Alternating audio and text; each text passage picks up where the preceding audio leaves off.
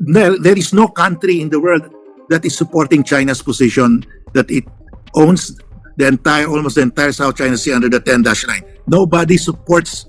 Maybe it's only Marcoleta, but no state supports China. We have the states that have made this announcement support us. EU, that's about ilang countries ba sa EU? About 30. And then you have North America, Canada, and the US. You have Japan, South Korea, you have Australia, you have India, and the ASEAN countries. So, yung 10-dash line, nobody is supporting it except China and Marcoleta. But the rest of the world do not support that. Enzo Recto, kalaban ang katiwalian at kasinungalingan, kakampi sa katotohanan at kabutihan.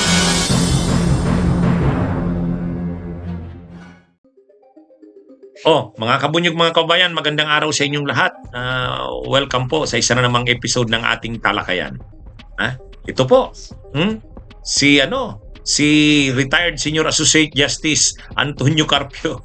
Matindi ang banat. Matindi rin palang bumanat itong si retired Associate Justice Carpio. Binanatan si Marcoleta. Bagamat simple lang, pero matindi. Matindi yung banat niya. Tungkol saan? Ay, mga kabunyog, mga kababayan, nag-guest si Carpio sa isang talakayan, ngayon napag-usapan yung 10-dash lines ng China. Ay di ba ang ginawa ng China, linagyan ng 10-dash lines. Tapos sa 10-dash dati 9 yan, ngayon naging 10, lumawak pa ang sakop. Ngayon, yung ating exclusive economic zone kinuha na ng China. Linagay na dun sa kanilang line. Wala namang basis yun. Saan ba i-base yung Hindi naman base sa conclusion. Sarili lang nilang guhit. O ngayon, sabi ni retired Senior Associate Justice Carpio, mga kabunyog, mga kababayan, dalawa lang naman ang naniniwala dyan sa 10-dash lines na yan. Alam nyo kung sino? Sabi ni retired Senior Associate Justice Carpio, dalawa lang naman ang naniniwala dyan. China at si Marcoleta. China at si Marcoleta. Yan lang naman ang naniniwala daw dyan. Tama naman, mga kabunyog, mga kabayan. China at si Marcoleta lang naniniwala. Sabi ko, matindi rin palang pumitik itong si retired Senior Associate Justice Carpio. Simple lang, Simple lang. So, we cannot allow that, no? Okay.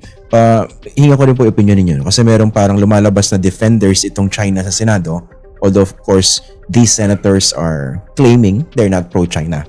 Pero nung kahapon po, kasi higit itong si Senator Marcoleta sa kanyang pakikipagtalastasan kay Senator Risa Ontiveros, may ilang lang akong gusto ipaklarify. Tulad ng mga binanggit niya, sabi niya, napakalaking bansa ng China, napakayaman, na pwede po siguro nating kakampi. Okay? Ito yung kanyang naratibo. Natawa kayo, no? Okay. Ako kasi personal opinion ko dyan, mukha siyang benign, on face value. But if you dig deeper dun sa ganung narrative, basically that favors China and it's very much aligned with the narrative of the DDS. Okay? Pero kayo, ano po bang pagtingin nyo rito sa mga ganitong hirit?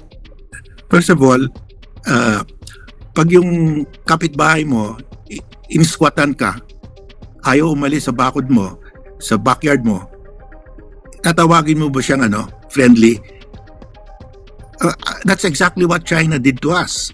They encroach on our West Philippine Sea, they seize on our islands, and then sasabihin na hindi bali na yan, mayaman ng China eh. Anong klaseng tao yan?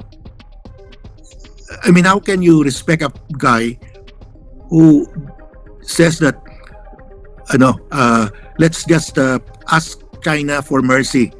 Parang ganyan sinasabi niya. In fact, Digong said that. Let's just ask China for mercy, that it should be merciful on us.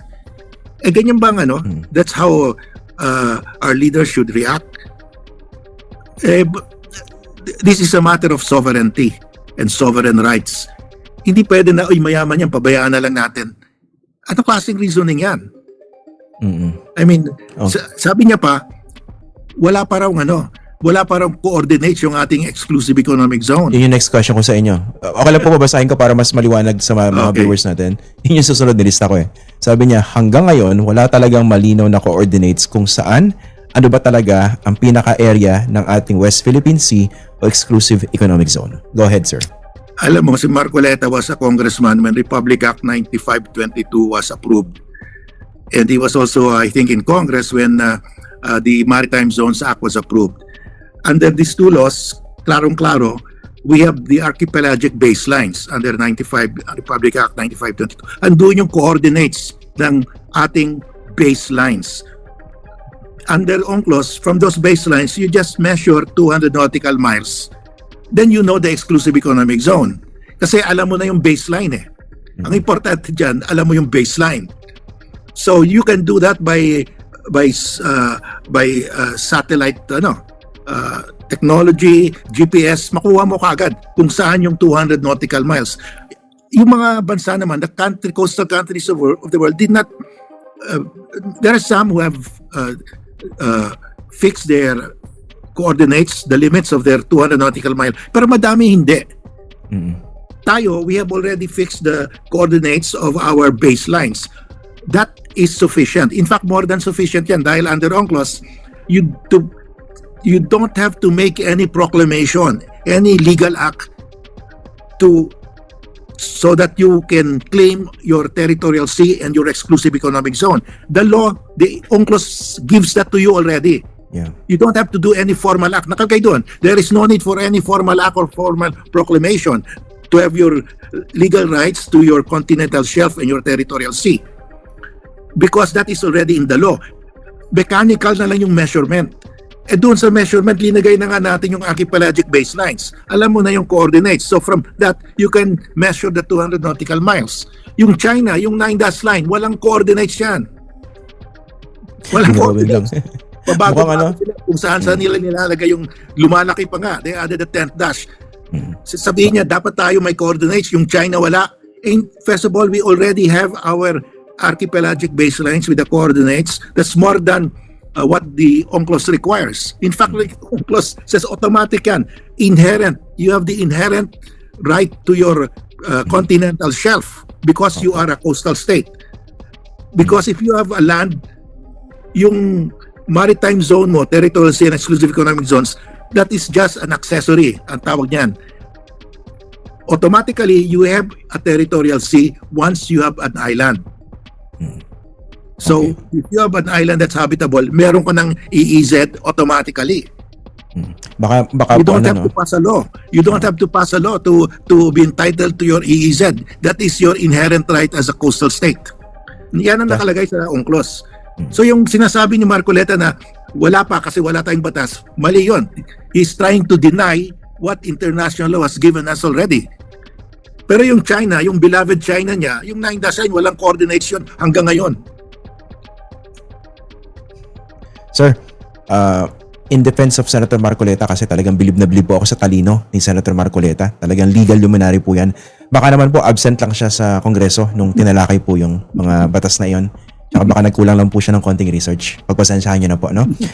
Kailangan ko lang po siya ipagtanggol kasi talagang bilib na bilib po kami dyan kay Senator Marcoleta. Sobrang talino po niyan. Okay, meron po siyang sinabi. Sabi niya, napaka-komplikado kung ang pag-uusapan natin yung mga features na yan at kung ang magiging centerpiece ng ating foreign policy ay pag-aawayan na lang natin ang mga bato sa South China Sea. Okay, ano po bang tugon niyo ron?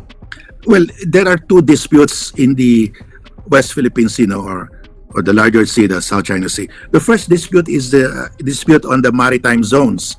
Nanalo na tayo dyan. May final and binding award na. So that is settled already. It's just a matter of enforcement. There is no country in the world that is supporting China's position that it owns almost the entire South China Sea under the 10-dash line. Nobody supports, maybe it's only Marcoleta, but no state supports China. We have the states that have made this announcement support us. EU, that's about ilang countries ba sa EU? About 30. And then you have North America, Canada, and the US. You have Japan, South Korea, you have Australia, you have India, and the ASEAN countries. So, yung 10-dash line, nobody is supporting it except China and Marcoleta. But the rest of the world do not support that. So the other dispute is on the territory. That is on geologic features above water at high tide. Yung Pag-asa, Scarborough Shoal, Fiery Cross Reef, at saka Lawak, yung iba pa. No? So, yun, that is a territorial dispute that is not governed by UNCLOS. That's governed by general principles of international law. Ang solution dyan, to challenge China to submit it to arbitration under the International Court of Justice. So, alam natin China will not because matatalo sila eh. So, but we should go to the motion of challenging China para masabi natin we have exhausted. And makita ng the world will see that China doesn't want to submit it to arbitration. Kasi under the UN Convention, UN Charter, nakalagay doon, all disputes between states must be settled by peaceful means, by negotiation, mediation, and finally by arbitration. The use of force or threat of force is outlawed. China is using threat of force.